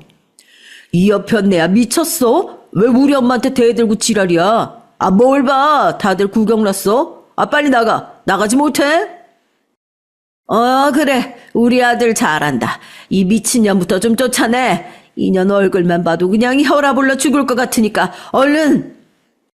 남편은 손님들을 다 쫓아내고 식당 문을 잠갔습니다. 시어머니는 자기가 저를 때려놓고는 갑자기 바닥에 퍼질러 앉아서 우는 것이었어요. 정말 전 그때 시어머니가 미친 거 아닌가 의심이 되더라고요. 이깟 뺨 한 대로 전 아무 충격을 받지 않았습니다. 그만큼 이 집안이 지긋지긋했고 이 인간 말종들과 인연을 끊는데 뺨 한 대 정도면 싸게 먹히는 거라 생각했어요. 전 당장 경찰서에 신고를 했습니다. 곧 경찰들이 달려왔고 전 제 뺨을 맞은 것과 협박을 받은 내용을 경찰서에 가서 진술했어요. 사태의 심각성을 처음부터 본 식당 밖의 손님들도 몇 명이나 나서서 증인이 되어 주었습니다. 전 떨리는 손으로 고발장을 썼어요. 그것은 이제 이 시댁의 악마들과 인연을 끊을 수 있다는 생각에서였습니다. 경찰들은 시어머니를 현행범으로 잠시 구류에 처한다고 했고요. 전 집에 와서 남편의 여행 가방을 찾아 옷 등 간단한 짐을 싸서 밖에 내놓았습니다. 남편은 그날 새벽에도 술을 먹고 집에 들어오려다가 제가 현관 비번을 바꿔버린 걸 알았어요. 남편은 술에 취한 채 고래고래 소리를 질렀습니다. 너 지금 복수하는 거야? 어? 야, 내가 너 말고도 딴 여자 좀 만났다고 나한테 이러는 거야? 아니면 내가 죽을 병 걸리니까 이제 와서 내 수발 들기 싫어서 이러는 거냐? 하지만 전 아무 말도 하지 않았습니다. 이 인간을 집에 들였다간 제가 위험에 처할지도 모르겠다는 두려움에서였어요. 남편이 한번 술에 취해서 눈이 돌면 무슨 짓을 할지 몰랐습니다. 고기 써는 일을 하는 남편은 아주 칼을 잘 다루거든요. 저는 문 뒤에서 남편에게 소리쳤어요. 동네 시끄러우니까 문 앞에 둔 가방 가지고 얼른 너네 집으로 가. 시어머니랑 아주 잘 먹고 잘 살면 되겠네. 너랑 죽고 못 산다던 그년의 집에 가도 되고 이젠 우리 끝이야. 그러니까 이 집에 다시 오지 마. 나 다시는 찾지도 말고. 애들이 다 독립해서 집을 떠난 후에 남편의 이름이었던 아파트를 처분했고 저는 따로 집을 얻어서 살려고 계속 전세 생활을 전전했거든요. 그래서 생각보다 남편과 나눌 재산 같은 건 없었어요. 그래서 전 일단 그 사람을 내쫓고 이혼 소송을 생각해 보자고 했던 거죠. 남편은 혀 짧은 소리로 계속 협박을 하다가 작전을 바꾸기로 했는지 문을 탕탕 두드리면서 저한테 싹싹 빌더라고요. 상간녀를 정리하고 올 테니까 자기가 죽을 때까지만 함께 하자고요. 그런데 제가 미쳤습니까? 가난 말기면서도 술을 끊지도 못하고 여전히 계집질에 문란한 생활을 하는 그 사람을 뭘 믿고 제가 병수발을 들겠어요. 남편은 사실 50세가 되기도 전에 간성 혼수로 몇 번 병원 신세를 졌어요. 30년을 술을 먹었으니 간이 어떻게 버텨내겠습니까? 처음엔 간경화로 입원을 했었는데 이 사람은 이까짓것 괜찮다고 하면서 여전히 술을 계속 마셨어요. 전 잔소리를 하다 안 되니까 그냥 포기를 해버렸던 거고요. 그러다 동네 병원에서 초음파를 보다가 대학병원에 가보라면서 소견서를 써주더군요. 그래서 서울대학교 병원에 갔죠. 거기서 남편은 이미 6개월밖에 못 산다고, 이미 수술을 할 수도 없을 만큼 전체 장기가 전이가 됐다고 하더군요. 그런 시한부 선고를 받고도 술을 못 끊었으니 정신을 못 차린 그 인간이에요. 전 일단 시어머니에게 알리고 간 이식을 받아보라고 했었습니다. 하지만 남편은 늙은 시어머니가 걱정이 된다면서 알리지 말라고 저에게 통사정을 하더군요. 그런데 이번엔 그런 일이 터졌던 겁니다. 나중에 시어머니는 남편이 간암에 걸렸다는 것을 알게 되자 충격이 커서 기절을 하셨어요. 그래서 시어머니의 식당은 장기 휴업에 들어가고 말았습니다. 구급차에 실려가신 시어머니는 뇌졸중이라는 병명을 얻었습니다. 그동안 식당 일 하면서 불규칙하게 사시고 밤 늦게까지 일하면서 야식으로 먹은 고기와 술이 문제였던 거죠. 그리고 시어머니는 혈압도 아주 높았거든요. 남편은 이런 일이 일어난 게 모두 저 때문이라면서 책임을 지라고 저에게 소리를 지르면서 삿대질을 하더군요. 하지만 전 이제 우리는 남남이라고 못을 박았습니다. 이제 당신도 내 남편이 아니고 어머니 역시 내가 책임질 필요 없는 거야. 난 지금 내놓은 집이 팔리는 대로 필리핀으로 이민 가기로 했어. 그러니까 나 찾지 마. 다시는 당신 얼굴 보기 싫어. 역겨워. 너 이렇게 독한 여자였냐? 우리 엄마는 그렇다고 쳐. 내가 불쌍하지도 않냐고. 나도 살 날이 얼마 남지도 않았는데 이렇게 떠날 거냐? 남편은 얼마 안 남은 시간을 좋은 것만 보고 살아도 모자랄 판에 제가 이혼을 하자고 대든다고 모든 것을 제 탓으로 돌렸습니다. 여러분 정말 어이가 없지 않나요? 술을 먹고 계집질한 것도 다 자기가 선택한 거잖아요. 그래서 하나님이 벌을 내려서 병을 준 건데 왜 그게 제 탓이 되나요? 전 이렇게 지옥 같았던 결혼 30년을 끝냈습니다. 그 이후 시댁 사람들은 어떻게 되었느냐면 시어머니는 뇌졸중으로 반신마비가 돼서 의사 동서의 도움을 받았지만 아직 거동이 불편한 상태예요.